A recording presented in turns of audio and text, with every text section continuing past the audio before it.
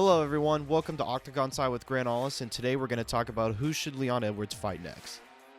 With Leon Edwards being Kamaru Usman in the trilogy and solidifying himself as the new welterweight king, there's been a lot of contention who should he fight next.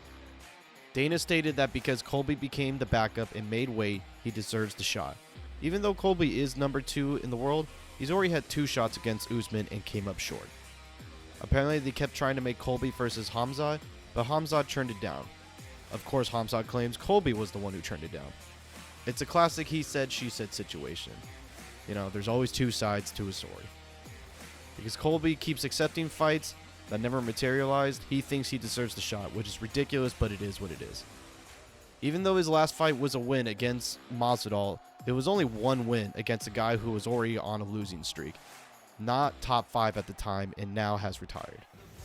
The one thing that I don't really get about the Colby situation is that even though he is number 2 in the world, I think Dana really wants him in there to fight Leon because he's, the WWE character of the UFC. He's the guy who always talks crap, who always outlandish. He's the character. He's a heel. I think he wants that appeal, his braggadocious style to boost up the fight with Leon. And who knows, maybe he's a pay-per-view draw and we all just don't even know it. There's many sides to a story, but I have a feeling that's a good reason why Colby is getting the shot against Leon Edwards. If we're talking about who's earned it by pure merit, it's Belal Muhammad. He's on an 8-fight win streak, excluding the eye poke from Leon Edwards. Belal beat Vicente Luque and Stephen Wonderboy Thompson when they were number 5 in the division. He's also defeated undefeated prospect at the time, Sean Brady. Currently, he sits number 4 in the rankings. A lot of people have been calling out Gilbert Burns, which isn't a bad choice. He put Kamaru on skates and has stayed in the top 5 for the last few years, with the wins against Stephen Wonderboy Thompson, Neil Magny, and Jorge Masvidal. If it wasn't for the loss against Hamzat Chimaev, we probably wouldn't even be having this conversation right now.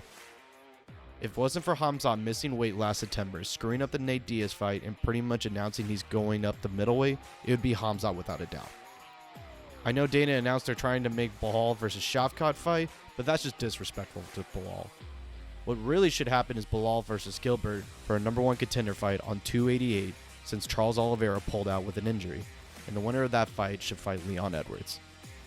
While the number 1 contender fight between Belal and Gilbert happens, Colby or Kamaru should face Shavkat. Honestly, Kamaru should just retire, no matter what.